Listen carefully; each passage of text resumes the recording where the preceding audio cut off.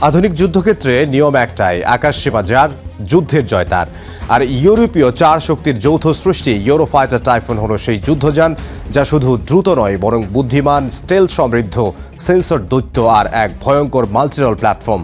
1980-র দশকের শেষ শীতল যুদ্ধের উত্তেজনা চরমে। রাশিয়ার নতুন ফাইটার SU-27 ও MiG-29 পশ্চিমে তীব্র আলোচনার জন্ম দেয়। এই বিমানগুলো শুধু শক্তিশালী নয়, ম্যানুভারেবিলিটি, রাডার, অস্ত্র সব ক্ষেত্রে বিপজ্জনক। এবার নেটোর সামনে প্রশ্ন, তাদের আকাশ রক্ষায় নতুন প্রজন্মের ফাইটারকে?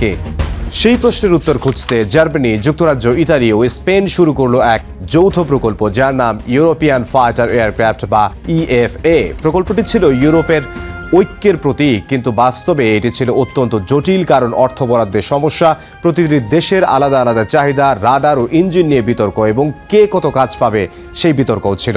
তাই প্রকল্প 5 বছর পিছিয়ে যায়, বাজেট হয়ে যায় দ্বিগুণ। তবুও ইউরোপ থেমে থাকে না।